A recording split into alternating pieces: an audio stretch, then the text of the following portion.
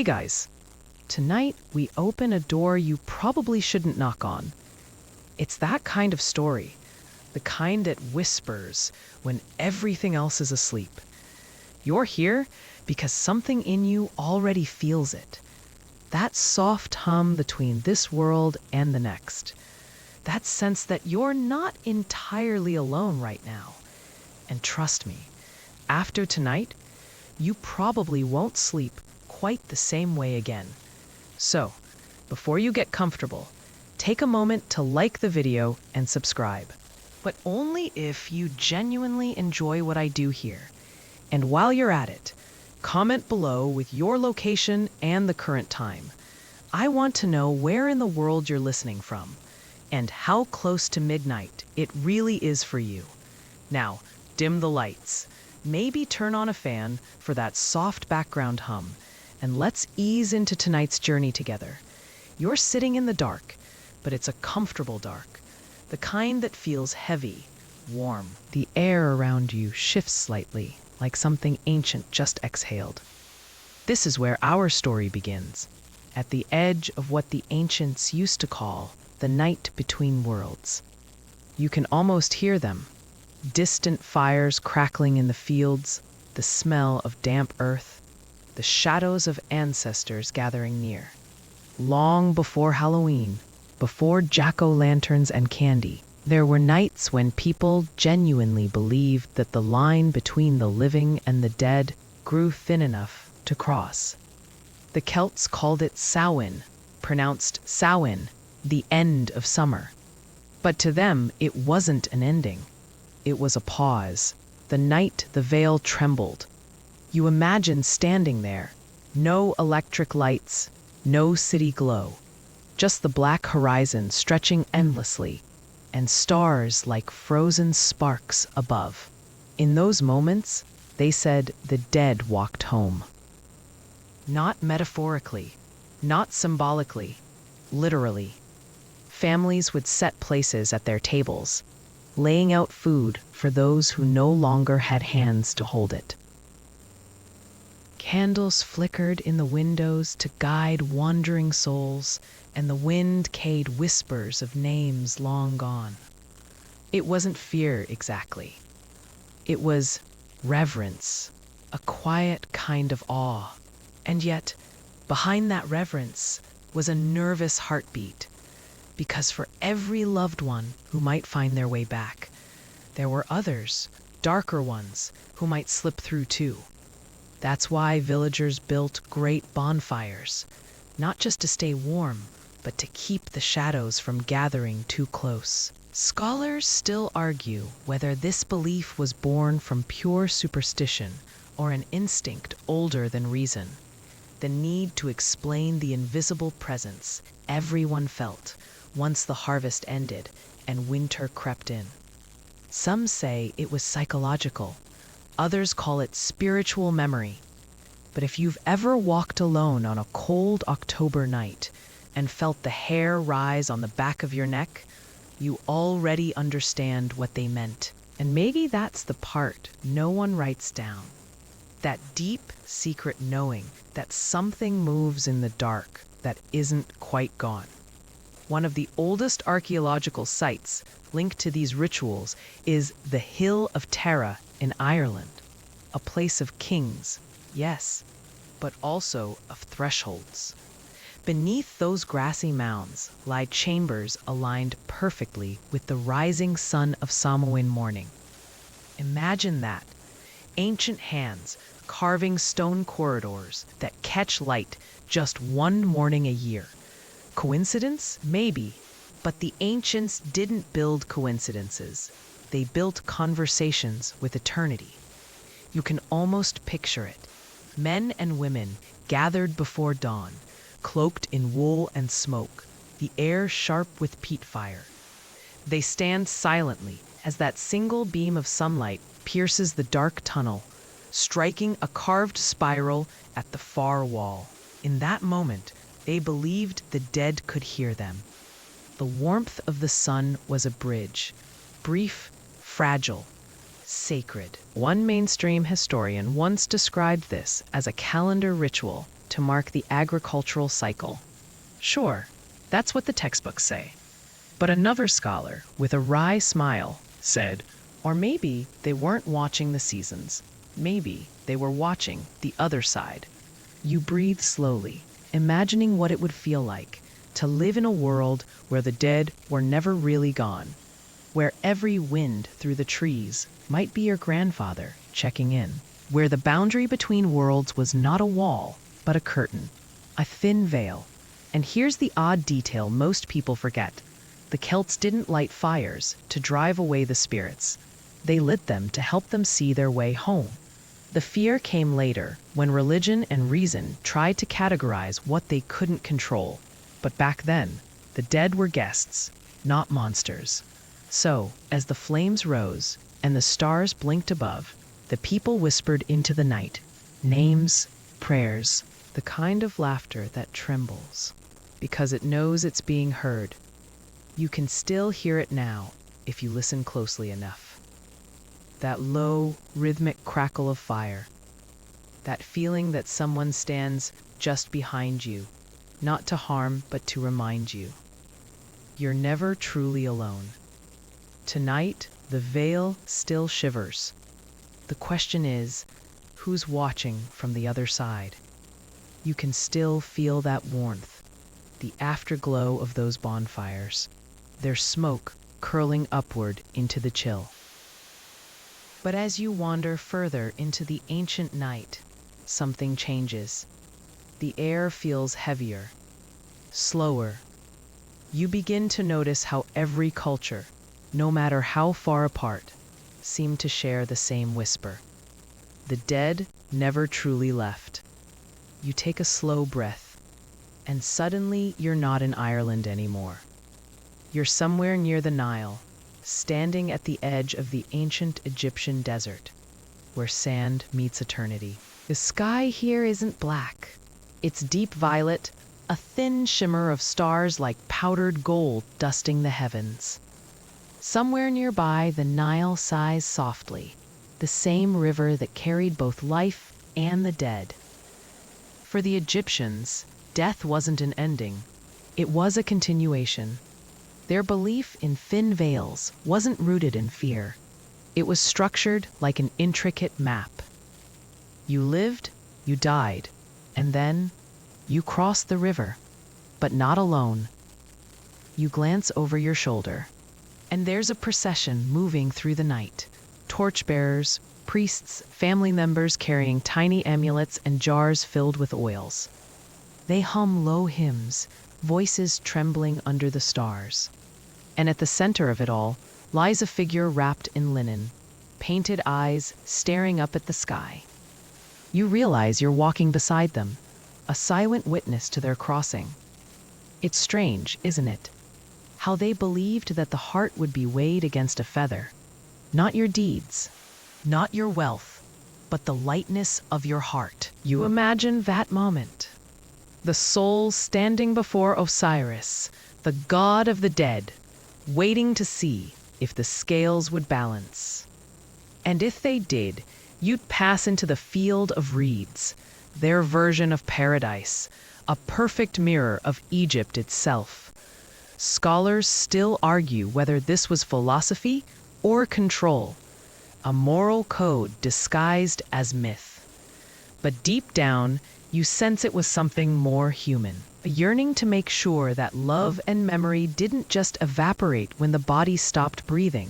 And yet, the Egyptians didn't want their dead to stay gone.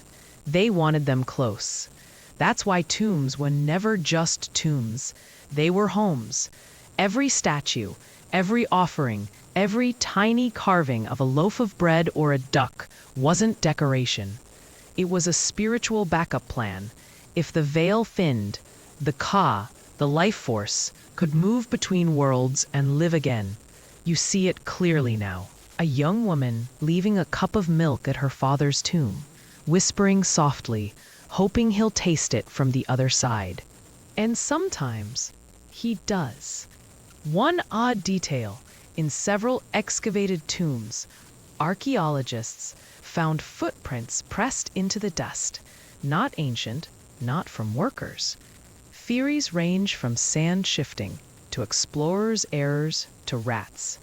But a few researchers, the kind who smile before saying things they shouldn't, suggest the tombs themselves breathed, that the dead walked when the air shifted and the temperature dropped just right. It's poetic, and also a little chilling. You wander further into the tomb's depths. The walls flicker with golden paint that still catches light after thousands of years. Every symbol is a prayer, a coded map for the journey through the underworld. Hieroglyphs whisper names that haven't been spoken since the pyramids were new. And somewhere in that silence, you feel it again. That pulse, that invisible heartbeat between worlds. The Egyptians didn't fear that pulse. They honored it, because to them, the dead weren't gone. They were simply in another room, waiting for the right night, the right ritual to come visit. Maybe that's why even now, tourists report strange things around the Valley of the Kings. Cold drafts that appear from nowhere. Perfume, lotus, myrrh, sandalwood, hanging in air that should smell like dust. And voices, always the voices, murmurs caught in microphones, names whispered in languages long dead.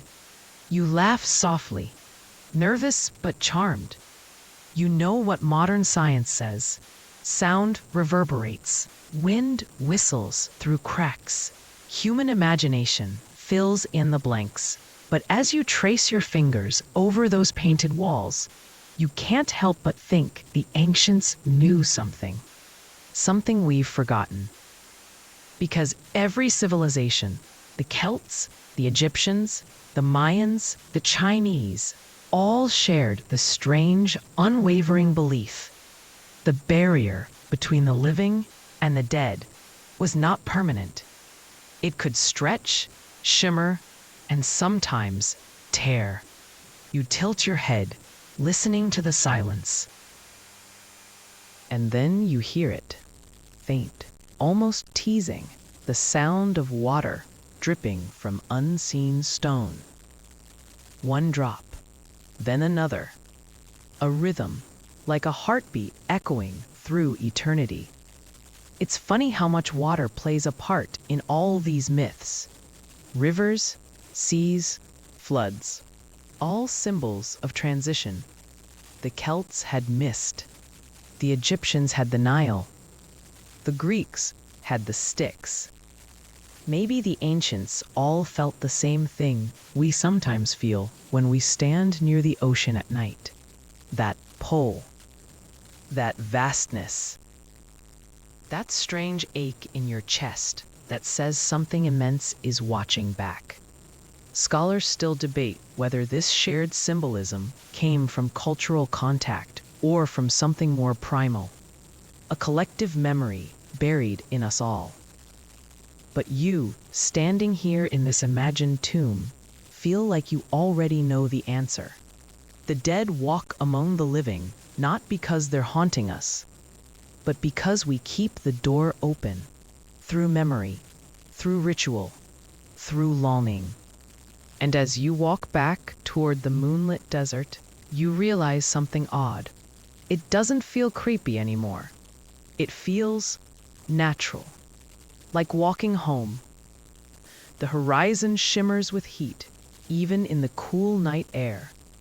The sand whispers against your boots. Somewhere far away, the Nile gleams silver under the stars. And for a fleeting second, you think you see figures walking along its edge, translucent, slow, peaceful.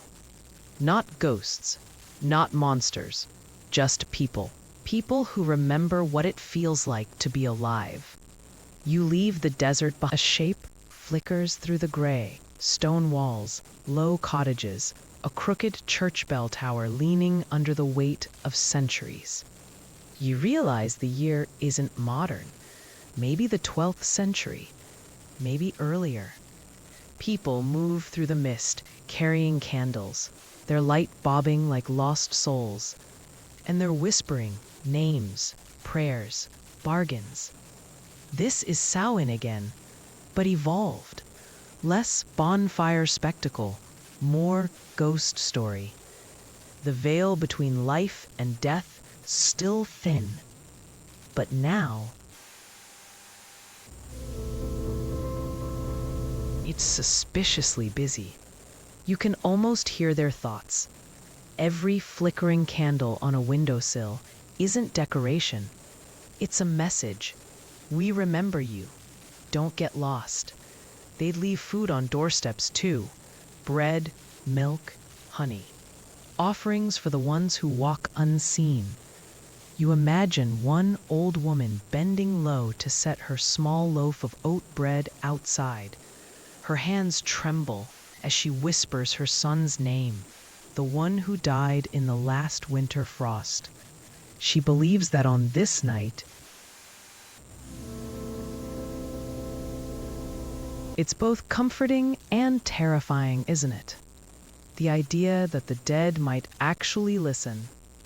Scholars still argue whether these traditions came from religious ritual or survival instinct.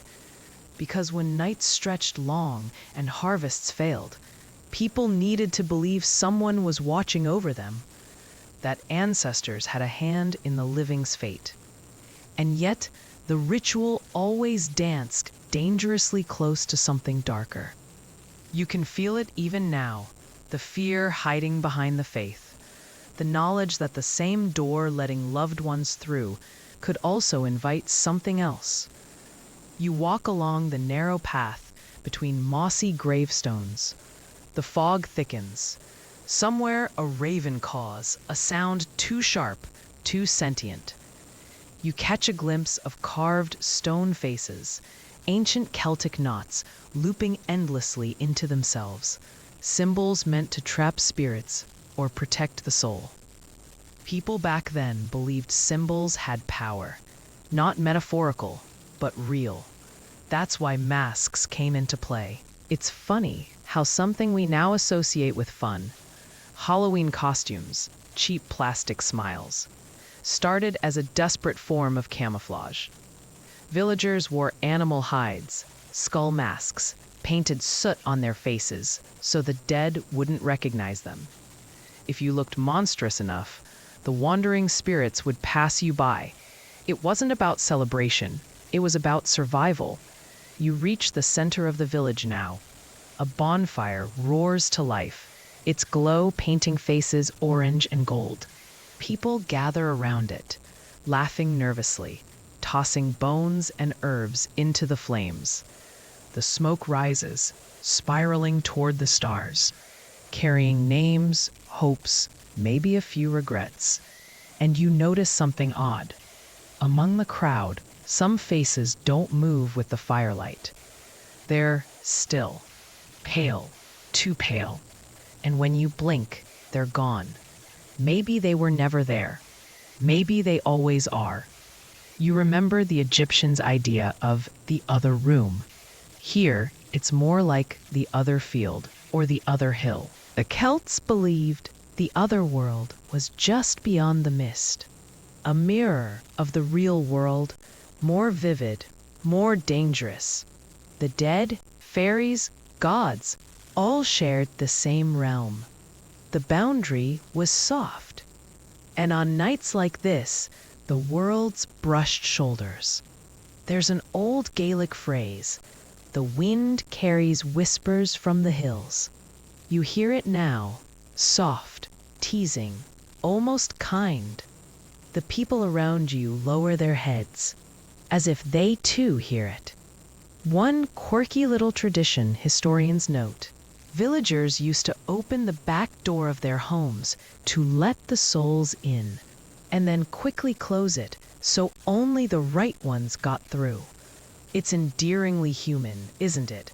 Like managing supernatural guest lists.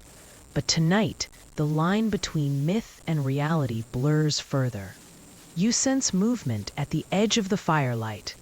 A figure steps forward, an old man with hollow eyes and a crooked staff. He chants in a language that curls and twists, older than the land itself.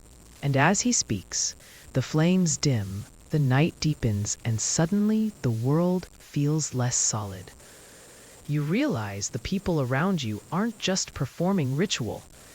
They're opening the door. Scholars still argue whether Samhain was purely symbolic or a genuine attempt at spirit communion. But right now, in this imagined mist, it feels terrifyingly practical. You can almost feel them stepping through, the ones who are lost, the ones who still have things to say. You take a half step back.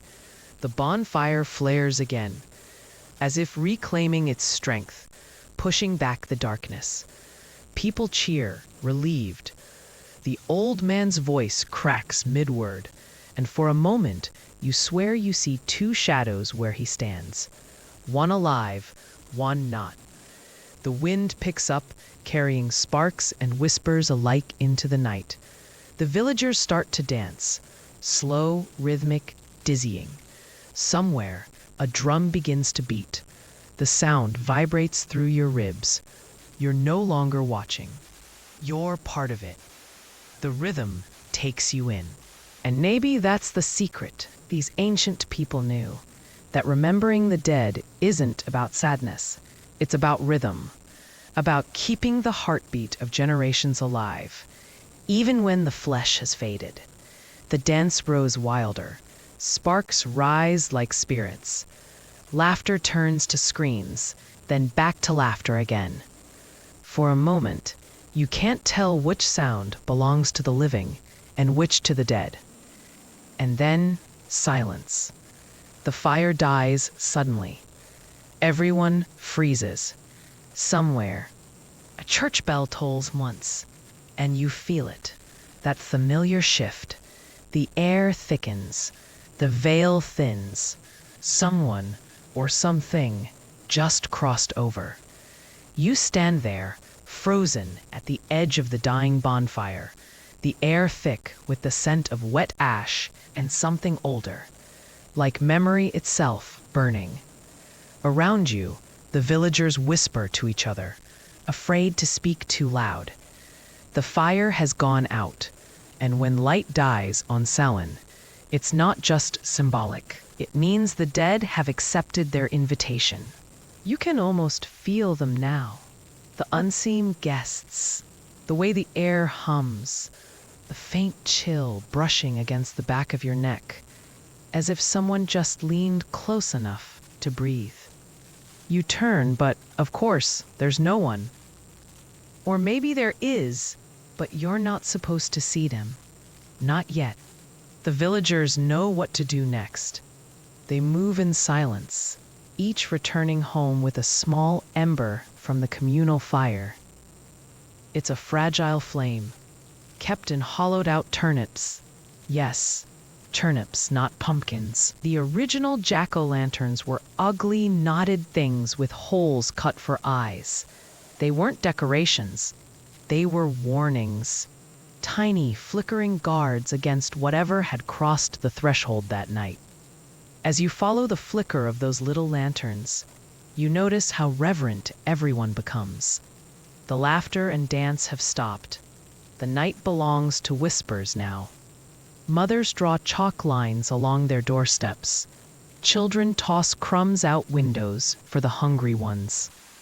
And inside every cottage, something sacred unfolds. A small meal is laid out, not for the living, but for those who've gone before. You watch one family sit down to supper. They leave an empty chair at the end of the table, a bowl of stew cooling in front of it. No one touches it. No one dares look directly at it. The father murmurs a few words, something between prayer and apology. And then everyone eats, quietly, respectfully. You can feel the warmth of the hearth. It's comforting, but there's tension in it too, as if the air is full of invisible watchers. It's odd, isn't it? How across so many cultures, food becomes the bridge between the living and the dead. Scholars still argue whether these feasts for the departed began as genuine communication or simply the living's way of coping with absence. Either way, the message was the same. We haven't forgotten you. Please don't forget us. You look around the small room and your eyes land on a shelf, an odd collection of items. A wooden comb, a broken spindle, a small carved figure of a stag. Each one, you realize, belonged to someone who's passed. Keepsakes, yes, but also anchors. The Celts believed that spirits could find their way back through objects once touched by their hands. And here's the strange part. Sometimes, those objects moved during the night. Chairs shifted, doors creaked open, tools rearranged. Some claimed it was drafts. Others swore it was the dead using their old belongings one last time. You can almost imagine it. The sound of a stool scraping across the floor in the dark. A cup tipping gently, as if nudged by invisible fingers. The family doesn't scream. They just bow their heads and whisper thanks. Gratitude, not fear. Because on this night, the supernatural wasn't evil. It was expected. One quirky detail historians like to mention. Many families left their doors unlocked that night. Not because they weren't afraid of intruders, but because locking the door was seen as rude to visiting ancestors. Imagine that, welcoming ghosts the way we welcome guests. Outside, the wind howls, the moon hides behind clouds. You step to the doorway, watching the turnip lanterns glow faintly in the fog. The air feels heavier here, alive somehow. You take a deep breath, and for a moment, you think you smell something off, like burnt wax and damp wool. You hear footsteps, not heavy, but dragging, uneven. You glance toward the path leading down the hill. There's movement there, shadows moving against the wind.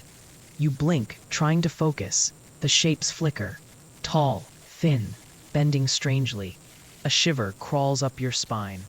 The villagers don't react. They pretend not to see. You realize why. Acknowledging the dead meant inviting them closer. Sometimes the kindest thing was to ignore them. But curiosity wins. It always does. You step out. The mist swallows you. The lanterns blur into stars. And suddenly, you're not in the village anymore. You're in a field. Silent, empty. Only the faint outline of old standing stones in the distance. They loom like sentinels, their surfaces carved with spirals and eyes. You've seen them before. Prehistoric markers, ancient calendars, gateways. And between those stones, something stirs. A shimmer in the air, like heat rising from pavement, except it's cold. So cold it bites your lungs. You hear low murmurs. At first, it sounds like wind in tall grass. Then you realize it's voices. Hundreds of them, whispering in old tongues you can't understand. This is the veil. Thin as breath, soft as fog, real as the hair standing on your arms. You step closer. The light from your small lantern trembles. You feel a pull, like gravity, but sideways, inward. For a second, you almost step through. Almost. But something holds you back. Behind you, you hear the village bell ring once. Low, mournful, grounding. And the shimmer fades. The whispers fade. The cold eases. You exhale, realizing your hand is shaking. You don't know whether it was real or just what belief can do to a mind. But part of you feels lighter. Maybe that's how it's always been. The living and the dead, dancing around each other, not to frighten, but to remember. You walk back to the village, through the smoke and the night. The turnip lanterns still flicker, tiny guards against the dark. Someone's door creaks open, and warm light spills out. A soft voice hums an old song, one without words, only memory. You realize that every generation has sung some version of it. Every culture has its own way of keeping the dead company for one night. And the truth is, maybe that's what we fear losing most. Not the living, not the dead, but the connection, the invisible thread between both worlds, the one that gets thinner every year. You wake to the sound of bells, not church bells this time, something duller, slower, like hollow bones knocking against wood. The mist outside hasn't lifted. It curls through the trees, thick as smoke, and the morning sun is just a pale blur behind it. If this is morning, you're not even sure anymore. You follow the sound through the fog until you reach a clearing. There, a group of villagers are doing something strange. They're wearing masks, not the playful kind with feathers or ribbons. These are rough, ugly things made from bark, straw, and animal hide. Their faces are half human, half something else. One has a deer's jaw, another a boar's tusk. Their eyes flicker nervously behind the holes. They move in a slow circle, humming under their breath, clutching bundles of herbs and dried flowers. You realize what this is, the oldest Halloween tradition of all, the masking of the living. Back then, people believed the dead walked among them freely during these nights. But not all of the dead were friendly. Some were lost, some vengeful, and others simply confused. Wearing masks was the only way to blend in, to trick the spirits into thinking you belonged to their side. You can't help but smile at the irony. All these centuries later, we still wear masks, but now it's for fun, for candy, for photos. Maybe the impulse never really changed. Deep down, humans still crave a disguise when the dark feels too close. You walk closer to the masked group. Their humming grows louder, hypnotic, almost chant-like. They move around a pole draped with tattered fabric, black, red, and bone white. The pole is topped with a carved skull, a crude face grinning into the fog. You recognize it. It's Jack, or rather the spirit who became Jack-o'-lantern. There's an old Irish tale about him, a man named Jack who tricked the devil and was doomed to wander between heaven and hell with nothing but a burning coal in a hollowed turnip. You can picture him now, trudging through the darkness, face lit by an inner glow, searching for a home that will never take him. Scholars still argue whether Jack of the Lantern was based on an older pagan myth or simply a Christian warning against trickery. But either way, his story stuck. Maybe because it captures something universal, that thin place between being remembered and being forgotten, between belonging and being lost. The villagers in front of you begin to dance now, their masks bumping awkwardly, laughter occasionally breaking through the chant. But beneath the laughter, you sense the tension, the kind that only exists when people believe they're being watched. And then you see it. At the edge of the clearing, just beyond the tree line, something stands still. Tall, motionless. You can't make out the shape, only the absence it creates. The masked dancers don't seem to notice, but one woman stops mid-step. Her head tilts slightly, like a candle flame bending in a breeze. She drops her mask. It hits the dirt softly. And for a moment she smiles, sadly, knowingly. You realize she's looking right at it, and then, as suddenly as she stopped, she resumes dancing. No one says a word. You don't either. You just feel the air shift again, thicker, colder. The same sensation as before, but sharper now. Like the veil isn't just thin tonight, it's open. You think of all the other cultures that wore masks for similar reasons. The Greeks in their festivals for the dead, the Japanese during Obon, the Africans in ancestral masquerades. Across continents, across centuries, humans found the same solution. Hide your face, honor the dead, and maybe they'll leave you in peace. A quirky little detail comes to mind. Some masks were intentionally ugly because spirits were thought to fear their own reflection. You can almost imagine one of these rough, crooked faces, scaring off a lost soul too shy to meet its own eyes. Her hair whipping like smoke. You can't tell if she's leading or being led. The fog shifts again, thicker this time. The trees blur, the light dims, and for a few seconds, it feels like everything stops. The dancers freeze, the music halts mid-note, and in that silence, you hear it. A whisper. Close. Too close. Not words. Just the echo of breath on your ear. You turn sharply. Nothing. Only the fog curling in slow spirals. When you look back at the villagers, they're all staring at you. Their masked faces tilted your way, heads cocked, eyes hidden. No one moves. Your throat goes dry. You raise your lantern slightly. Then, all at once, they bow their heads and return to their slow circle, as though nothing happened. You exhale, shaky, unsure, and step back. The whispers fade, replaced by the rhythm again, while the muffled sound of wooden feet hitting earth.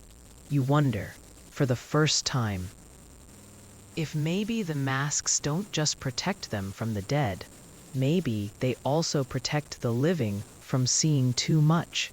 You leave the clearing. The sound of the bone flute fades behind you, replaced by the steady heartbeat of the night. Crickets, wind, a distant owl. And you realize the world feels different now. Every shadow looks like it could blink. Every gust of wind sounds like it could whisper your name. But you keep walking, because the truth is, you've crossed too far into their world to stop now. And tonight, the dead aren't the only ones wearing masks. You keep walking, your steps softer now, cautious. The forest gives way to open ground, and somewhere ahead, the smell of smoke and metal begins to replace the damp moss. You blink, and the mist shifts again, and suddenly, the world has changed.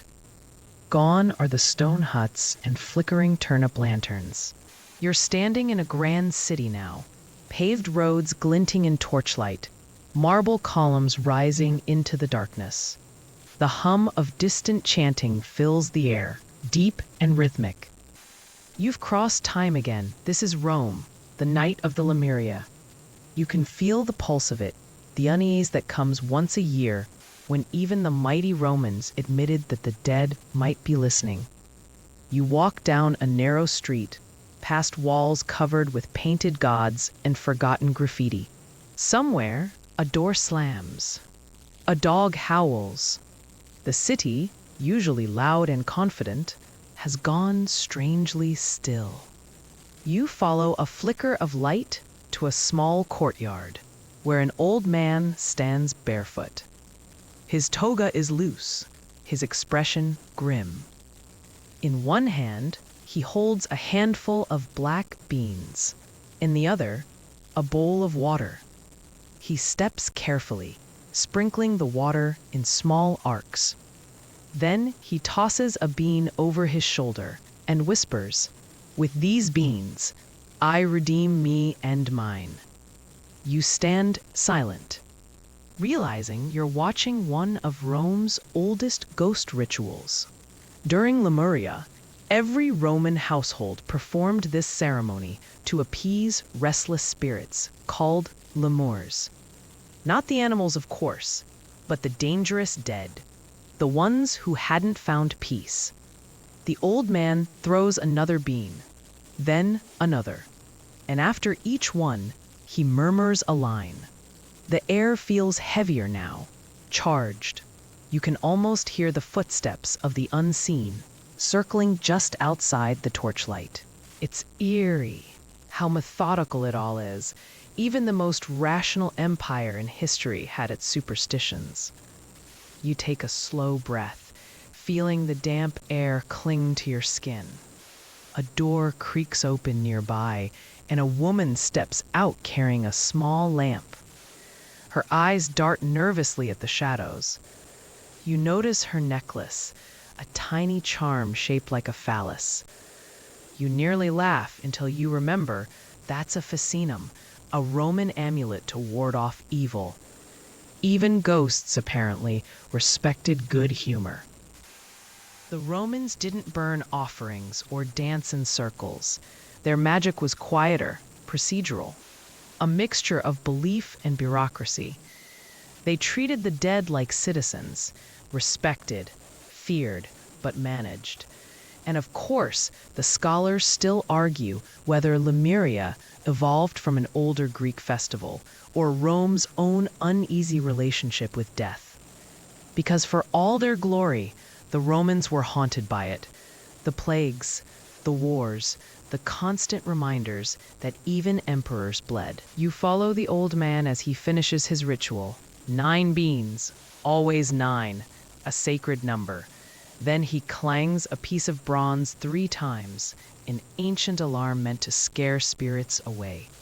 The metallic echo cuts through the still air, bouncing off the stone walls like trapped lightning. The noise fades, but something lingers, a presence. You glance toward the alley.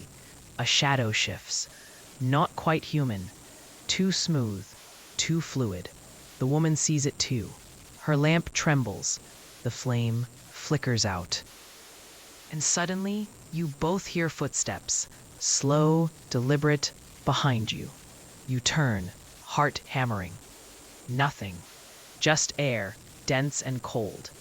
The old man mutters something under his breath, something Latin and trembling. The sound of it feels like protection, like defiance. And for a moment, it works. The air lightens again. The night exhales. He looks at you then, really looks, as if he sees through the centuries. He nods once, solemnly, then disappears into his house, shutting the door firmly behind him. You stand alone in the Roman street. The moon catches the edge of a fountain nearby. Its water gleams silver, disturbed only by ripples that appear without wind. You step closer, peering into it, and for a fleeting second, you see faces reflected there. Dozens of them, not your own. They look up, mouths moving soundlessly beneath the surface. Then the water stills. You step back quickly, pulse racing. A quirky historical note floats to mind. Romans believed that reflections could trap souls.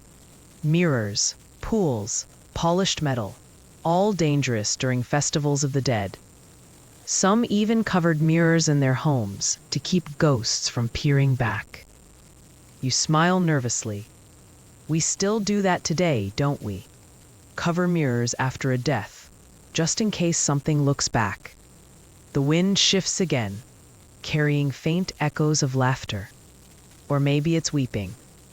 It's impossible to tell. You realize that even in all their logic and empire building, the Romans weren't immune to that primal fear. That the dead might still want something. The torchlight flickers one last time, and the city fades. You find yourself standing on the edge of darkness again. The air grows colder, softer. The cobblestones melt into sand, the marble columns into stone cliffs. Somewhere, far off, you hear the sea, and you realize Rome wasn't alone.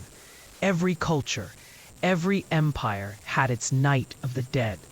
The same rituals, the same whispers, the same fragile line between remembering and summoning. You take another step forward into the wind, and the world around you shifts again. New land, new ghosts, but the same old hunger for connection, for meaning, for a way to hear the ones who no longer speak. You stumble forward through the dark, the sound of the waves growing louder now, crashing against unseen cliffs.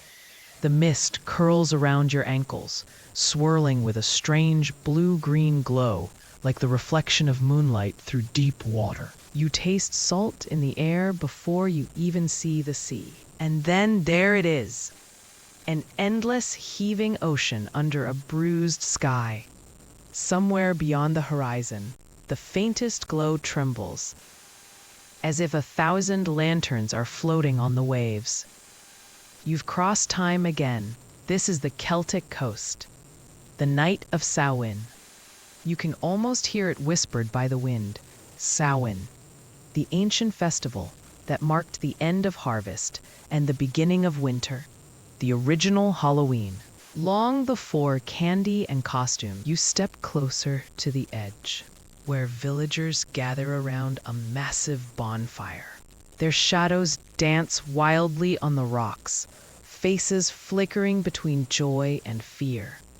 They wear strange masks, crafted from straw, bone, and painted wood. Some grotesque, others almost beautiful. You realize they aren't celebrating, they're hiding, because on this night, they believe the Ausi, the Fae, the spirits, the ones from beyond the hills, walk freely among the living. The veil, they said, is thin. A woman beside you, her hair streaked with ash, her cloak ragged, leans close and whispers, "Don't speak your name tonight. They might steal it." You nod slowly, even though she's already turning away. She tosses herbs into the fire, mugwort, sage, maybe a handful of dried berries, and the flames surge brighter, spitting orange sparks into the dark. Somewhere behind her, a young man plays a bone flute, the tune eerie and repetitive, looping like a memory you can't shake. Children stand near the firelight, holding turnips carved into crude faces, each one meant to ward off a spirit that might mistake them for prey. You smile at the familiarity of it. Pumpkins came later, centuries later, but the instinct remains the same. Light a small flame against the dark and hope it's enough. The air hums, charged with energy. For a moment, the villagers begin to dance, slowly, then faster. It's half joy, half fear. A desperate motion that feels like defiance against the cold. You glance up and notice a faint shimmer across the sea. The glowing shapes from before drift closer now, and you realize they're not lanterns. They're ghost lights, what some called will-o'-the-wisps, the souls of those lost at sea, flickering between worlds. And for a heartbeat, you swear one looks right at you. A small child gasps beside you, clutching their mother's hand. "Ma'am, they're coming," the child whispers. The woman doesn't answer. She just squeezes tighter, murmuring something under her breath. It sounds like a prayer, or maybe a promise. Then, from somewhere among the cliffs, a horn sounds, deep and resonant. The fire flares, painting everything in gold and shadow. You turn toward the noise, but the world blurs. For a second, you see something that shouldn't exist. A towering figure made of roots and stone, its face hidden beneath a wooden mask. It passes behind the flames and vanishes. Your heartbeat stumbles. The woman beside you doesn't seem surprised. "They walk," she says softly. "They always walk on Samhain." There's something about the way she says it, half awe, half resignation. You remember reading somewhere that the Celts didn't fear death the way later religions taught people to. They saw it as a doorway, not an ending. During Samhain, that doorway was simply left open, a night of mingling, of the living and the dead sharing breath again. It wasn't meant to be sinister. It was meant to be beautiful, but beauty and terror often share the same face. You crouch near the fire as the dancing slows. Someone begins to tell a story about a man who mocked the spirits and was doomed to wander the earth, carrying a burning coal in a hollowed-out gourd. You know this story. You've heard it in 100 forms. Stingy Jack, the first jack-o'-lantern. And suddenly, you realize this isn't just about ghosts. It's about memory, about finding a way to keep what's gone from disappearing entirely. A quirky historical fact drifts to mind. Early Irish immigrants brought the tradition to America, swapping turnips for pumpkins because they were easier to carve. Same light, same meaning, just a new vessel. The scholars still argue whether Samhain was purely a harvest festival or a thinly disguised communion with the dead. But you can feel the truth in the air. Both are the same thing. The land dies each winter, only to return again. The villagers begin to throw offerings into the fire. Small pieces of bread, bits of cloth, even hair. Not for the gods, for their ancestors, for the ones who, tonight, might be standing just behind the veil. You glance around. The mist thickens again, curling low over the ground.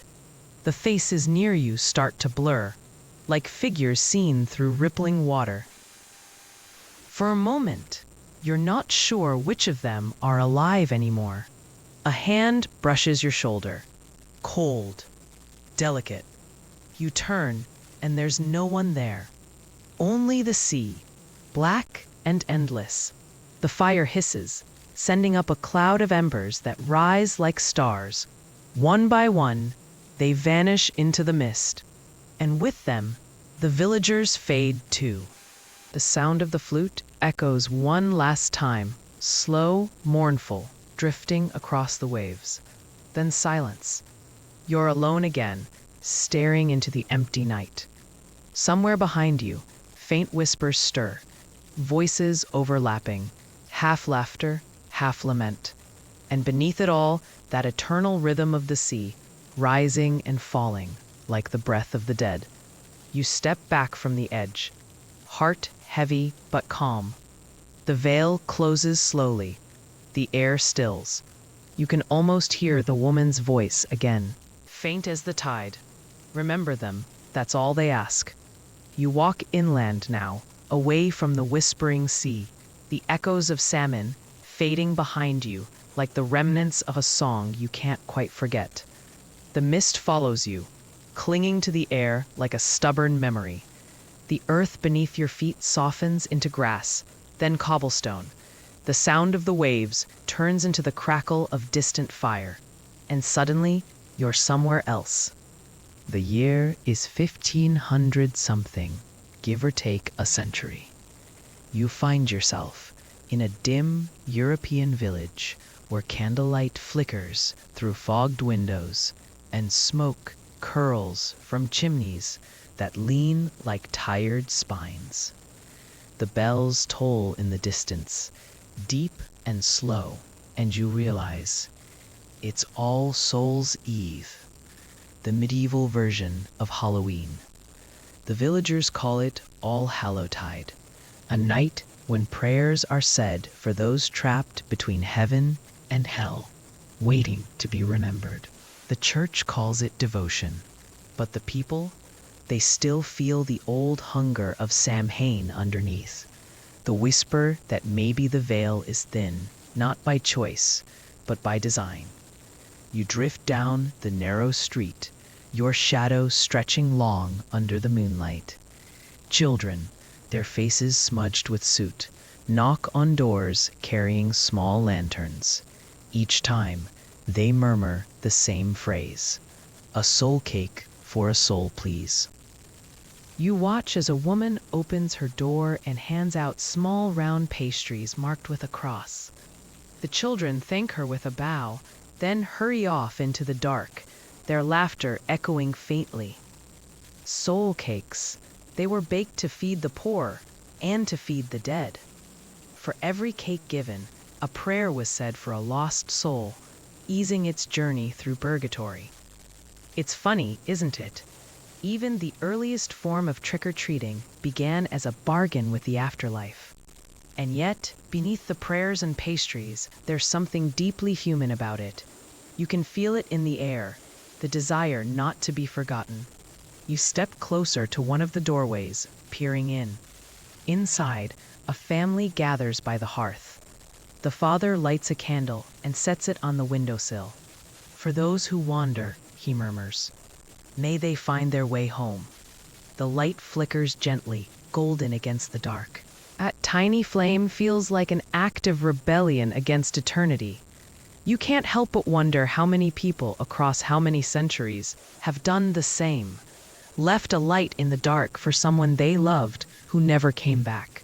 A faint sound catches your attention, a rustle near the churchyard. You turn. The old iron gate creaks open on its own.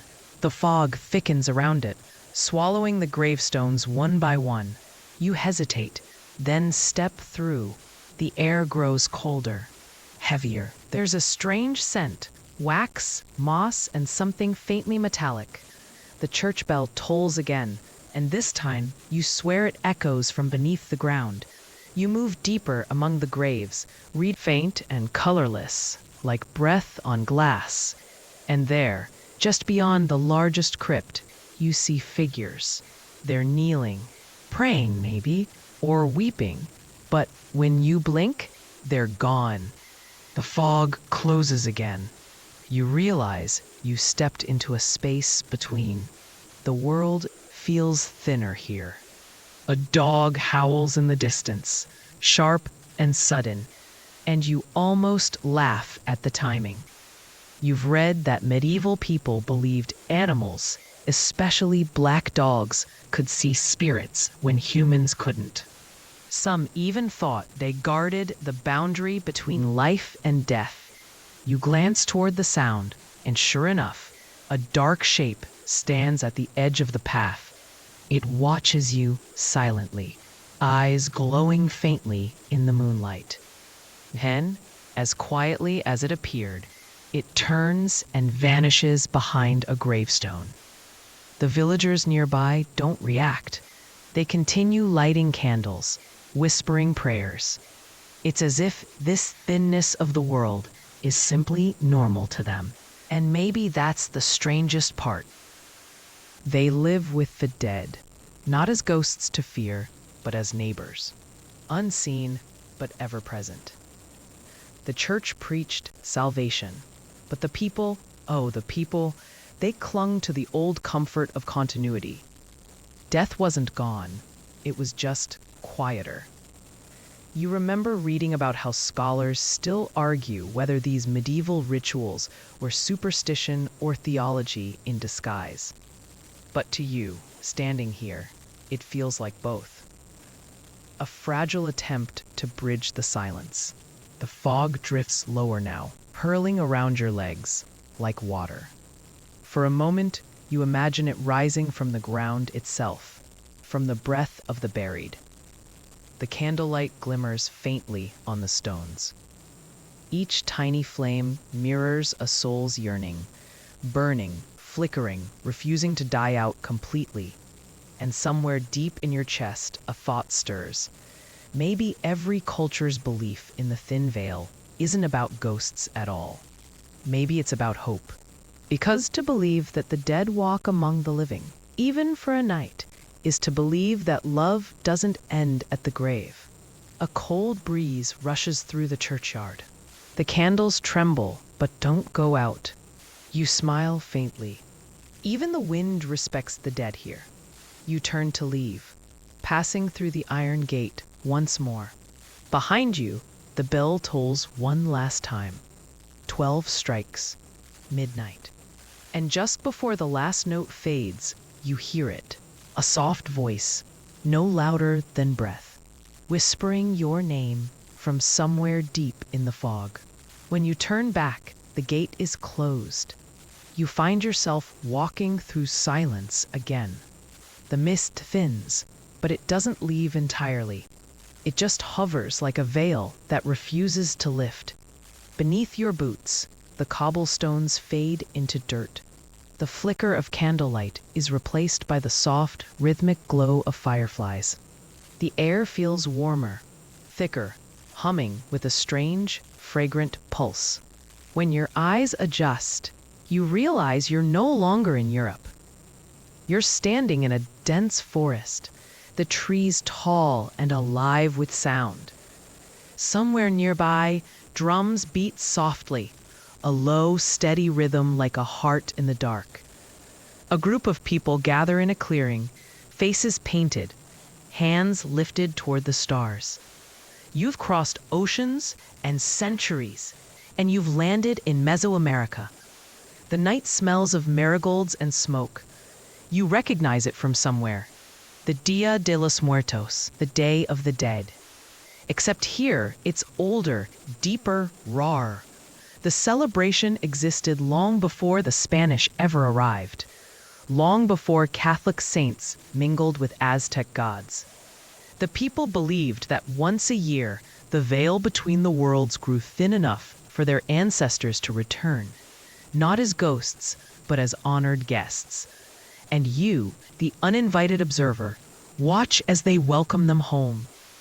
An elderly woman places a clay bowl on an altar carved from stone. It's filled with maize, cacao, and something red that glistens in the firelight.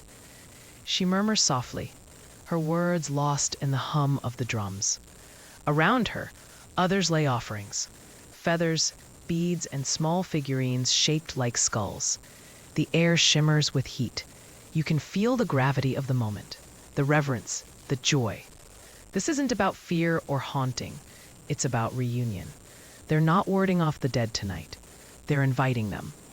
You remember something you once read. The Aztecs didn't see death as a punishment, but as part of the cycle. The dead simply went elsewhere for a time, living in worlds suited to their lives and deaths, some in the underworld, some in the heavens, others in the sun. But tonight, they return. The drums grow louder. The dancers move faster. Their steps kick up clouds of dust that glitter like gold in the firelight. The smoke rises and curls into the shape of faces, smiling, shifting, fading.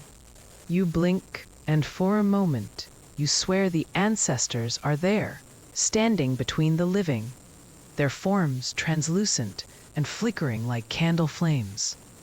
The people don't scream, they don't run, they just smile wider, moving in perfect rhythm. One young girl, her hair braided with marigolds, looks straight at you. She offers you a piece of bread from the altar. You hesitate, but take it. It tastes like sugar and corn, sweet, earthy, grounding. She nods and whispers. They can see you, you know. Your pulse stumbles. Who, you ask, even though you already know. She tilts her head toward the smoke. Them, a flicker in the air. A hand made of light brushes against your arm, gentle and fleeting. You feel no cold, no fear, only warmth. The same warmth that fills the clearing, the same warmth that connects every heartbeat in the circle. And then, softly, you hear singing. Low at first, then swelling. A song that carries across generations. You can't understand the words, but you feel the meaning. It's love in its most stubborn form. A few feet away, a scholar's voice echoes in your memory. Even now, historians still debate whether these rituals were about religion or remembrance. You smile faintly. Standing here, it's obvious. They were always both. A quirky fact floats through your mind like an ember. The marigold, the bright orange flower scattered everywhere tonight, is believed to guide spirits with its scent. Its color mimics the sun, symbol of rebirth. The living decorate paths of petals leading to their homes, so the dead don't get lost. You glance down, and sure enough, a golden trail winds through the clearing, glowing faintly under the moonlight. You follow it quietly, each step muffled by the petals. The sound of the drums fades behind you, replaced by whispers of wind and laughter from unseen places. At the end of the path stands a small shrine. Candles flicker in tiny clay holders. A photograph rests beside them, sepia-toned, cracked at the edges. The man in the photo looks ordinary enough, but there's something hauntingly familiar about his eyes. You look closer, and your stomach drops. He looks like you. Same brow, same faint scar above the lip. You reach out, hand trembling, but before your fingers touch the frame, a sudden gust snuffs out the candles.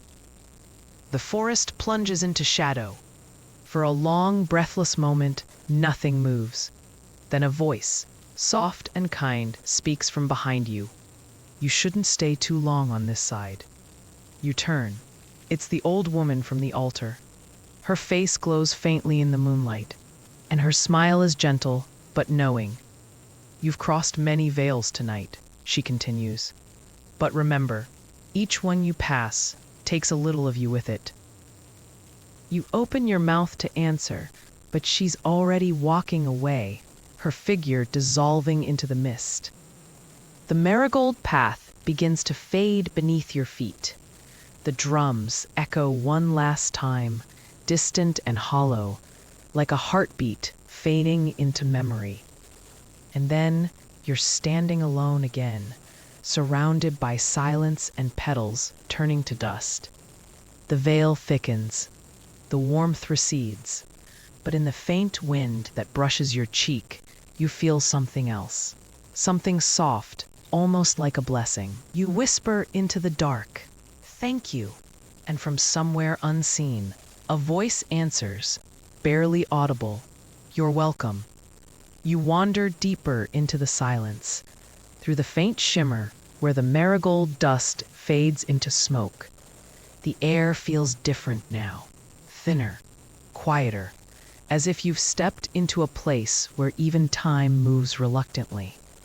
The moon above you looks swollen, distorted by the fog, and somewhere beneath it you hear a distant hum, not quite music, not quite language. You follow the sound through the trees until the ground turns from soil to sand, from forest to open desert. The stars stretch endlessly above you, sharp and bright, like the eyes of 1,000 watchers. And there, on the horizon, the glow of fire again. You've crossed another veil. The desert is ancient, the kind of place that holds memory in its bones. The air is dry enough to preserve whispers. And here, under this cold starlight, people are gathered around a flat-topped pyramid, torches burning low, the scent of frankincense mingling with dust. Their skin glows bronze in the flame's reflection, and their eyes gleam with reverence. You recognize this place from old myths and archaeological sketches. It's Egypt, not the Egypt of mummies and museums, but the living Egypt, when belief and death walked hand in hand. A priest stands near a limestone altar, his voice deep and steady, reciting words you can't understand, but the rhythm of it carries meaning, even without translate. You move closer, and the scene unfolds. A ceremony, quiet, precise, deliberate. The opening of the mouth. A ritual meant to awaken the senses of the dead. They believe the soul is split into pieces, the ka and ba, spirit and breath, and that both must find harmony for the deceased to live again in the next world. Tonight, the priest performs that sacred act, touching a golden tool to the lips of the deceased, so he may speak and breathe once more beyond the veil. You stand at the edge of the firelight, watching. The body lies wrapped in linen, perfectly still. Around it, jars glisten, the organs of the departed preserved carefully inside. You've read about this ritual in books, but seeing it, the quiet care, the slow grace, feels almost tender. There's no horror here, no dread, just a deep, steady conviction that death isn't an ending. A scholar's voice echoes in your mind. Egyptians didn't worship death. They simply refused to accept silence. You smile faintly. It's strange how that same idea keeps repeating. Across continents, across centuries. Every culture finds its own way of saying the same thing. The dead aren't gone. As you stand there, you notice a small movement near the edge of the altar. A child, perhaps no older than 7, kneels beside a figure wrapped in cloth. The child whispers softly, placing a lotus flower near the wrappings. You step closer. Who was he? You ask gently, even though you're not sure the child can hear you. The child looks up, eyes reflecting the firelight. My father, they say simply. He will walk with Ra now, but he'll still come home when the stars align. You nod, moved by the quiet certainty in their voice. You'll see him again? The child smiles, a little sadly. Of course, he'll come in dreams first. They always do. You swallow the lump in your throat. Dreams, that universal bridge between worlds. You felt it too, that sense of familiar footsteps in a dream that fade when you wake, leaving warmth where cold should be. A gust of wind blows across the sand, scattering sparks from the torches. The linen on the altar stirs faintly, and for a breathless second, you think you see the man's chest rise. The priest continues chanting, his voice trembling now, the rhythm faster, urgent, powerful. The air shivers, and you swear the stars pulse in response. And then, just as suddenly, stillness. The flames dip. The chanting stops. The silence that follows is immense. One of the women beside the altar exhales slowly and begins to hum, low, melodic, like a lullaby. Others join in, until the desert itself seems to vibrate with the sound. It's not grief, you realize. It's reverence. In that moment, you understand this isn't about worshiping gods of death. It's about giving structure to the unexplainable, making a pattern out of the fear of disappearance. A quirky historical detail flickers in your mind. How archaeologists once found small amulets shaped like eyes buried with the dead, meant to help them see in the afterlife. You imagine an entire civilization that refused to let darkness blind its departed. You feel a warmth at your wrist and glance down. A small scarab beetle, carved from lapis, lies half buried in the sand. You pick it up instinctively. It hums faintly in your palm, the way an old heartbeat might feel. And then the priest turns toward you. For a moment you're sure he sees you, really sees you. His eyes meet yours through the firelight, and he nods once, almost approvingly. Then he speaks a single word. You don't recognize it, but somehow you understand its meaning. Return. The torches flare and the desert vanishes. The warmth, the hum, the sound of chanting, gone.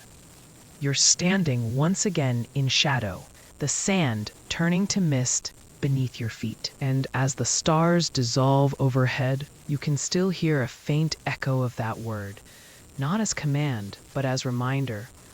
Return, because even when the dead walk among the living, it's never forever. The veil always closes. The living always wake. You breathe deeply. The air tastes of dust and incense.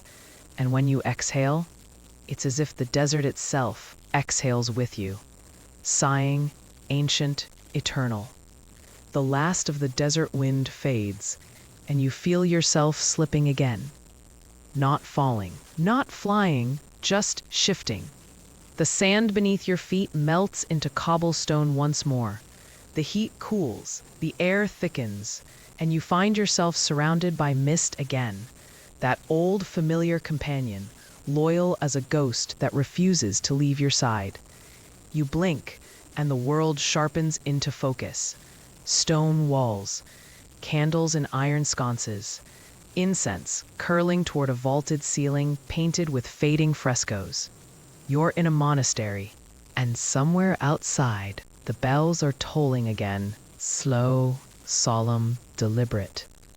The monks move like shadows, their hoods drawn, their voices low.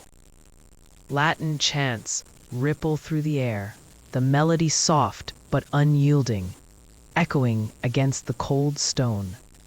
You can almost taste the centuries in the sound. This is medieval Europe, but not the same as before. This isn't the warm flicker of All Souls' Eve.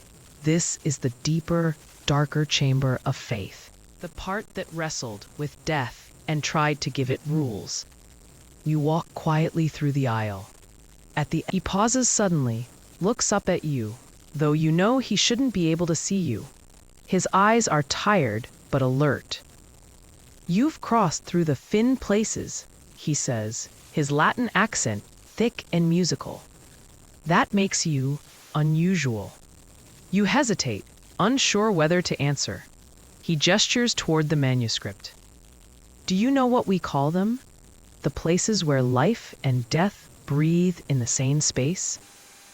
You shake your head. "Liminalia." He smiles faintly. "The threshold." He dips his quill again, drawing a line between two circles, one marked Vita, one Mors. "Scholars still argue," he murmurs, "whether souls linger because they must, or because they want to." You smile slightly. "And what do you believe?" He sets the quill down and leans back, the candlelight flickering across his face. "I believe the soul is heavy," he says softly. "Too heavy to vanish.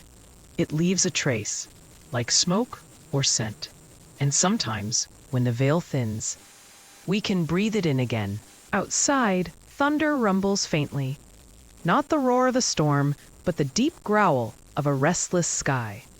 You glance at the manuscript again. The drawings are strange, unsettling. Ghosts, angels, demons, all sketched in the same careful hand, as though he's not sure there's a difference between them. "Do you fear them?" you ask. He chuckles quietly. "Fear? No. I envy them. They've seen what we spend lifetimes preparing for." You take a step closer, your eyes drawn to the margins of his parchment. There, written in small, careful Latin script, are dozens of names, some crossed out, some circled. "Who are they?" you whisper. He doesn't answer right away. His hand trembles slightly as he touches one of the names, Isabella. "My sister," he says at last. "She died of the fever. I write her name every night so she remembers the way home." The words hang heavy in the air. You realize the candle beside him isn't burning wax anymore. It's burning low. The flame shrinks, stretching toward the end of the wick. You lean closer and see something strange. The wax isn't melting downward. It's curling upward, like it's trying to climb back into the flame. The monk sighs. "She visits sometimes," he says. "When the bell rings 13 times, you can always tell it's her. She knocks softly first." A chill runs down your spine. Almost as if on cue, you hear it. Knock, knock, knock. 3 gentle raps against the wooden door behind you. You turn, but the hallway outside is empty. Only the sound of the wind slithering through the stone arches. When you glance back, the monk is still writing, calm as though nothing happened. "You shouldn't answer," he murmurs. "The living rarely know what they're inviting." You stay very still, listening as the candle burns lower. He looks up at you again, his voice quiet but steady. "Do you know why we keep the dead so close?" You shake your head slowly. "Because forgetting them would mean admitting how fragile we are." For a moment, The silence between you feels like a prayer. Then, as the last bit of flame flickers out, the manuscript glows faintly on its own, the ink shining gold in the darkness, each name shimmering like a heartbeat. The monk exhales. His outline fades, like smoke retreating into itself. You whisper into the dark, "Good night, brother." And somewhere, from deep within the stone walls, a bell tolls 13 times. When it stops, you're alone. The candle's gone, but the faint golden afterglow of his words lingers in the air, curling into the mist that's already beginning to form again. You breathe in. It smells faintly of wax, parchment, and something older. Memory, maybe. And as you step back into the corridor, you swear you hear one last whispered line in the echoing dark. "Write our names, so we remember you too." You're walking again, though you're not sure when your feet started moving. The corridor stretches on endlessly now, longer than it should, bending in subtle, impossible ways. The air hums faintly, like a deep, distant chant. And then, the floor changes. What was once stone becomes polished wood. A flicker of lightning flashes across a tall window, revealing dust motes dancing in the air. You've stepped into a different kind of house. Not sacred, not silent, but haunted by something much more human. You hear laughter, soft at first, almost childlike. Then the creak of a floorboard. You follow the sound into what looks like an old Victorian parlor. The fire in the hearth crackles unevenly, throwing long, uneven shadows across portraits that line the wall. A man in an armchair smokes a pipe, staring into the flames as though they're whispering to him. A woman in lace sits nearby, reading, but her eyes don't move across the page. They're fixed on something behind you. You turn around. Nothing. Just that same swirling mist, pressing faintly at the edges of the window. "Sit," the man says suddenly. His voice is gravelly, but kind. "You've come a long way." You obey, mostly out of instinct. The armchair across from him is still warm. "Strange night for a visit," he says, puffing gently on the pipe. "Though, I suppose, this is the kind of night the boundaries get thin." You look around. The wallpaper is faded, but patterned with small silver crosses. There's a clock on the mantel, but it's ticking backward. "Where am I?" you ask quietly. The man smiles without showing his teeth. "A place built on memory," he says. "A house that remembers everyone who ever feared to die." You feel the weight of that sentence. The woman lowers her book, her expression soft. "He's being poetic again," she says, voice lilting and almost amused. "But he's not wrong. This is where the echoes come." "Echoes?" "Those who died so suddenly," she explains, "that they didn't notice." You glance toward the portraits again, and this time you see it. The faces move, only slightly. Eyes blink, lips twitch, shoulders rise in phantom breaths. A shiver crawls down your arms. A man sets down his pipe. "Scholars still argue," he mutters, "whether ghosts exist outside us or because of us." You tilt your head. "Because of us?" He nods. Grief is a kind of summoning. The mind refuses to let go, so it builds something. An echo, a figure, a breath caught between worlds. You stare at him. "So, you're saying ghosts are memory?" He chuckles. "Aren't we all?" The fire flares brighter suddenly, and the room flickers. The parlor, the portraits, even the people shimmer like reflections in a disturbed pond. The air thickens with the smell of burning rosewood. Then you notice the door. It's tall, black, and carved with the image of a tree whose roots twist into human faces. What's behind that? you ask. Both figures glance at each other. For a long moment, neither speaks. Then the woman rises from her chair and walks toward it. "You'll see soon enough," she says softly. Every visitor does. She opens it, and the parlor vanishes. You're standing in a long, moonlit garden. The grass is overgrown, the flowers wilted, but glowing faintly as if lit from within. Marble statues line the path, not saints or angels, but ordinary people, a mother holding her child, a man clutching his chest in pain, the soldier missing his arm. Each one bears an inscription at the base, forgotten but not gone. You walk slowly among them. The mist curls low along the ground like a sleeping thing. Somewhere to your right, a piano begins to play. Hesitant, uneven, like a child practicing late at night. You follow the sound to a small gazebo. Inside, a boy no older than 12 sits before an old upright piano, his fingers trembling over yellowed keys. He looks up as you approach. His eyes are pale and distant. "They never finish the song," he says softly. "Every time someone remembers, it restarts." You listen for a moment. The melody is haunting, looping again and again, each time faltering at the same note. "What happens if it ends?" you ask. He smiles faintly. "Then we rest."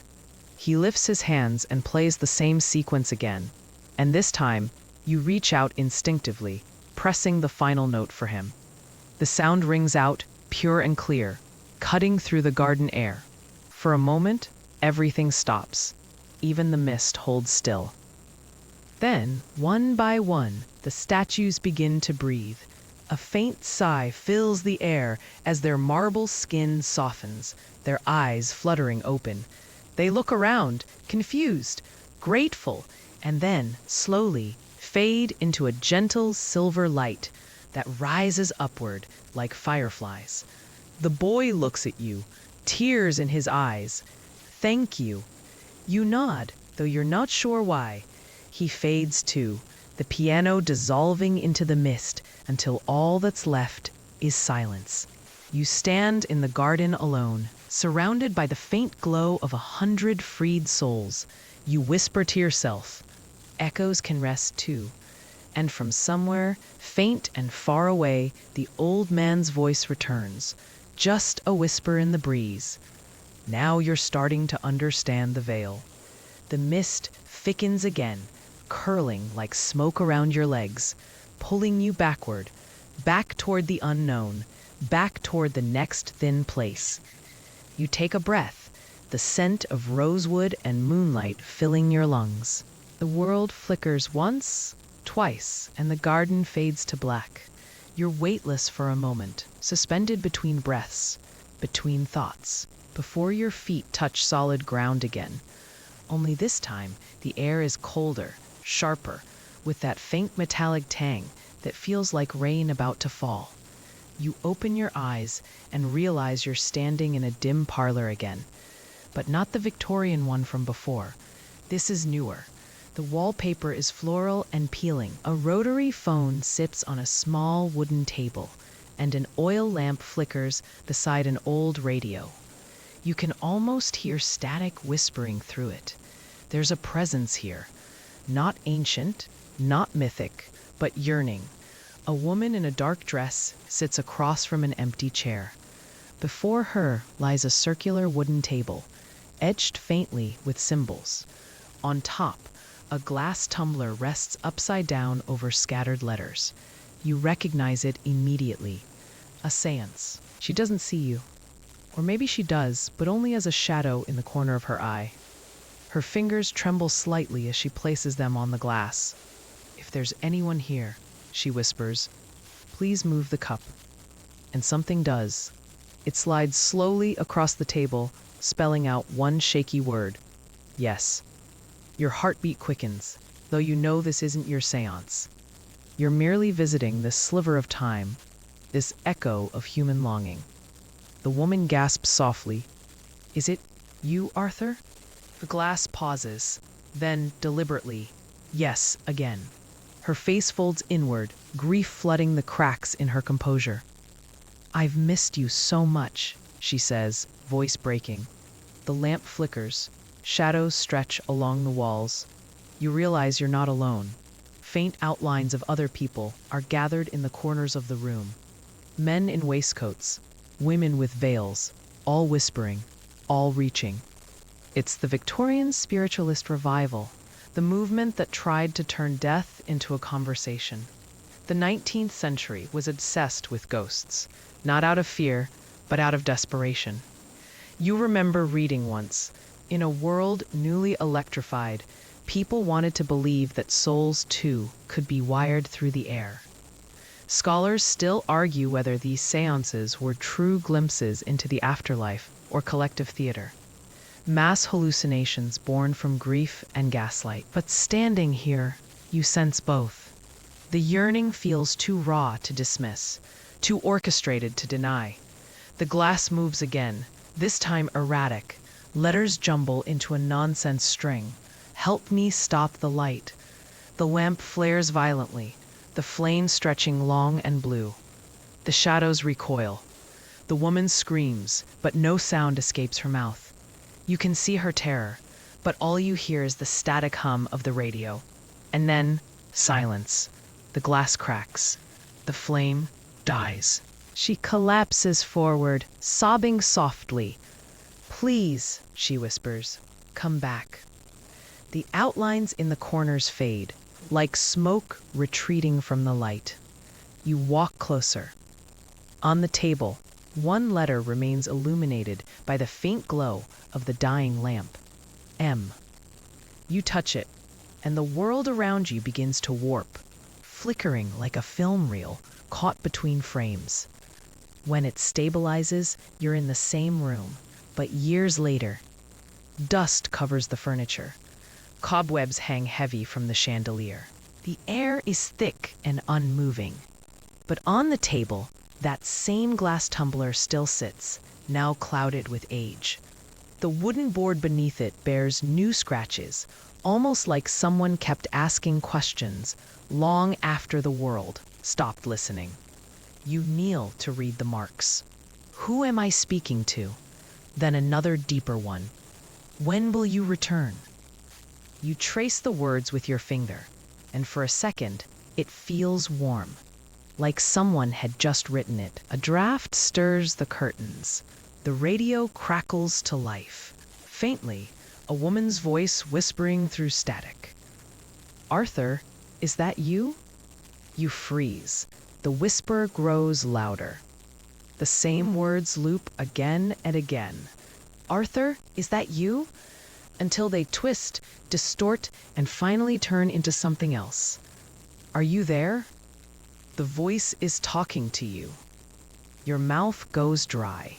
You don't answer, but the radio continues to crackle, sputtering like a machine struggling to form thought. You step back. The floor creaks. Then, just faintly, you see him. A man's silhouette, reflected in the glass of the radio, not behind you, but within it. His eyes stare directly into yours, hollow and glimmering. "Don't stay long," he murmurs. "You might forget which side you're on." The radio bursts into static again. The light dies. You're left standing in the dark, surrounded by silence and dust and the faint smell of ozone. You whisper softly. "Maybe that's the real reason we keep calling the dead. It's not to speak with them.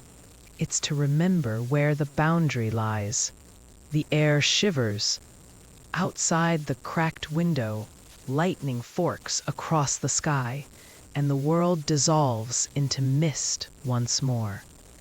As it fades, you hear one last sound, a quiet knock from somewhere deep within the static. Not once, not twice, but 3 times. The sound of someone answering. You land softly this time, almost as if the mist itself is cushioning your fall. The world feels quieter now, more modern, yet lonelier. The smell of damp soil and neon hum fills the air. You're standing at the edge of a city, late at night, where the lights seem to blur into the fog. A low rumble of traffic echoes far below. Somewhere, a dog barks, then stops abruptly. You realize it's not ancient ruins or forgotten temples anymore. It's now. A convenience store's flickering sign buzzes nearby, reading "Open 24 hours." The irony isn't lost on you.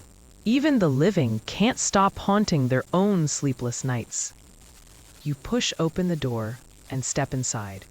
Fluorescent light hums overhead, too bright after so much darkness.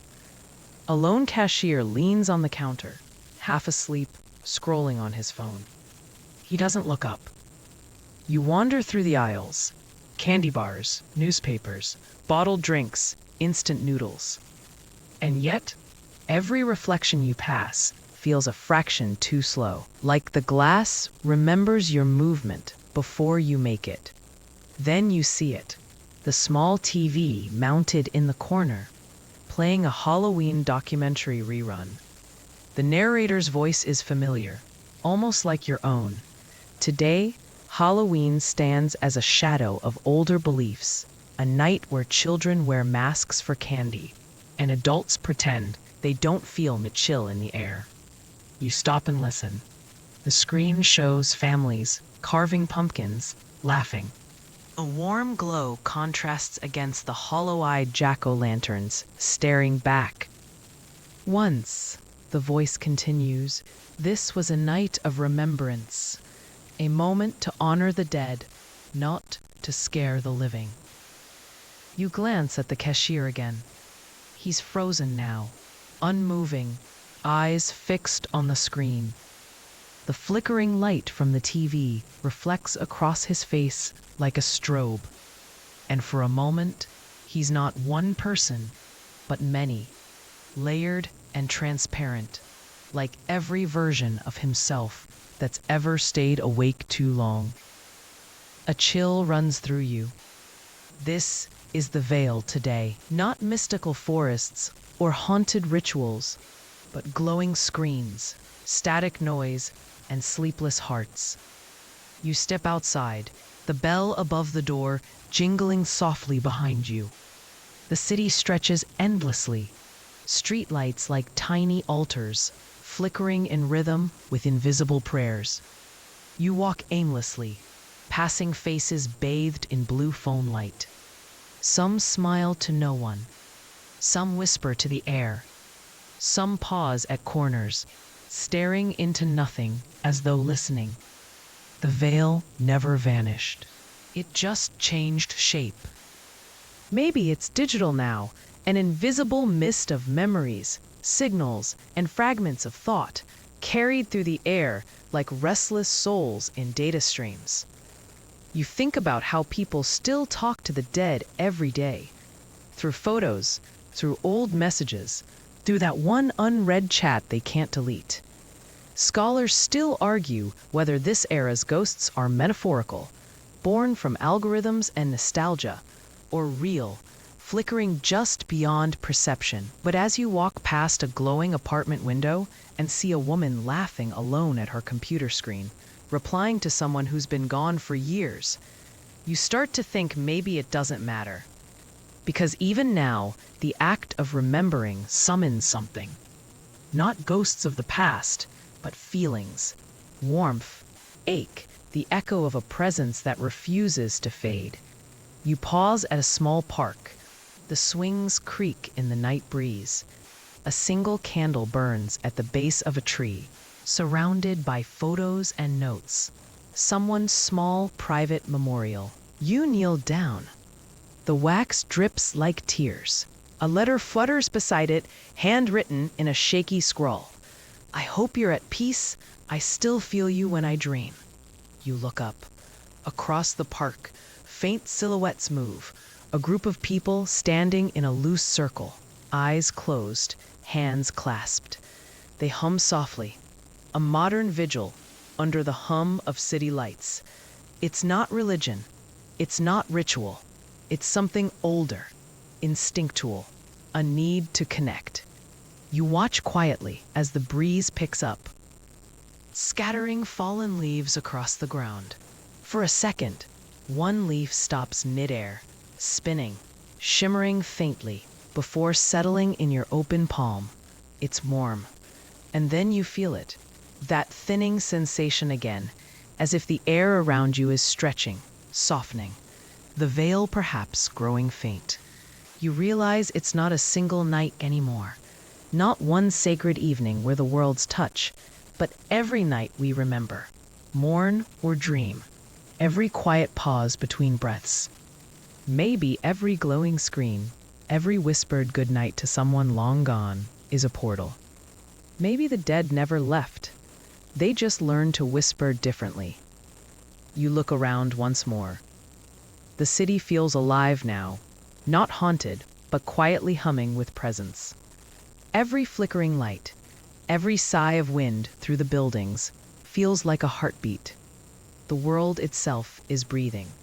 And you, standing there between night and neon, between past and pulse, you breathe with it. The veil is thin, and you are still walking within it. The mist gathers again, softer now, slower. It doesn't pull you this time, it invites you. You take a step forward, and the air folds around you like silk. The city's glow dissolves behind you, until only darkness remains. And in that darkness, a faint glimmer. It looks like starlight at first. Then, as your eyes adjust, you realize it's something else. Countless tiny candles, floating in a sea of shadow. Each flame sways in its own rhythm, like a heartbeat from another world. You walk among them. The air smells faintly of honey and smoke. Some of the candles rest beside small photos, faces of strangers, smiles caught in time. Others burn beside trinkets, a ring, a seashell, a torn piece of fabric, a dried flower. Offerings, memories, goodbyes. You're standing in the middle of the human condition, love that never learned how to stop. You bend down to look at one of the candles. Beneath it lies a note, edges singed. If the veil is thin, I'll cross it to find you. You straighten up slowly, the flame reflecting in your eyes. That's when you hear it, a sound like distant humming, layered voices, each one faint and human. Some speak names, some sing lullabies, some laugh. It's not frightening, it's tender. You whisper, "Who are you?" And from all directions, softly, the answer comes, "We are what you remember." A chill runs through you, not from fear, but awe, because you finally understand what the veil really is. It isn't a wall or a doorway or a mystical fabric fluttering between realms. It's memory itself, the collective hum of everything humanity has ever loved and lost. The stories we keep retelling because we can't bear the silence. You realize now that every candle around you is someone remembering, a quiet act of rebellion against time. A figure approaches through the glow, neither living nor dead, but luminous. Their features shift. One moment a young woman, then an old man, then a child. The embodiment of all those who ever crossed over. "You've walked far," the figure says, voice gentle, echoing faintly. "And you've seen how thin it's become." You nod. "Why do we keep reaching for what's gone?" The figure smiles. "Because the line between gone and here is only as thick as forgetting." You let that settle in your chest. The warmth from the candles grows stronger, washing over you like a tide. You feel every story, every goodbye, every whispered "I miss you" that ever crossed time. It's overwhelming, but peaceful. The figure gestures to the horizon, and for the first time, You see both worlds at once. The living, cities glowing, people laughing, screens flickering, and the beyond, quiet, endless, filled with starlit presence. The veil ripples like water, the two sides nearly touching. You said the dead walk among the living, you murmur, but maybe the living walk among the dead too. The figure's smile widens. Exactly. For a moment, everything aligns. The hum of souls, the rhythm of your heartbeat, the soft pulse of the candles. You feel utterly connected to the world, to its past, to its silence. You reach out toward one flame, and instead of heat, you feel calm. It flickers once, twice, then settles. You exhale slowly, and you hear that same faint voice, the one that's been following you since the beginning, whisper near your ear. You made it to the edge, dreamer. You smile. And what happens now? Now, the voice says, fading into the mist, you remember. The candles begin to drift upward, one by one, until the sky above you becomes a field of stars. Not distant, but alive. Each one a story, a heartbeat, a life that never truly ended. You close your eyes. The air feels soft again, like it did when you first began. You can almost fall asleep standing here. And maybe, just maybe, when you dream, you'll walk the same path again, between breath and silence, between memory and light. Because the veil never closes completely, it just waits. So you take one last breath, letting the quiet seep into your bones. The night feels lighter now, not haunted, but full, like the world is exhaling with you. You start to walk again, though this time you're not wandering. You're floating through that endless twilight where the veil thins and thickens like the tide.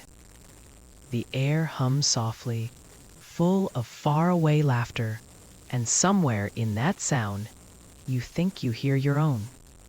You realize something beautiful. Maybe we don't tell ghost stories to scare ourselves. Maybe we tell them to remember that we belong to something larger. A web of love and loss that never really breaks. You think of every candle, every name whispered, every dream that's ever carried a face long gone. They all glow quietly in the dark, and the dark itself doesn't feel so empty anymore. So you whisper to the night, just once, I remember you. And if you listen carefully, you'll hear it answer, we remember you too. The mist curls one last time, wrapping gently around you like a blanket. The hum fades. The light softens. You open your eyes to the familiar comfort of your room. Safe, quiet, still. The fan hums softly in the corner, just like you left it. The veil has closed for now, but you know better than to think it's gone. End of script. Sweet dreams.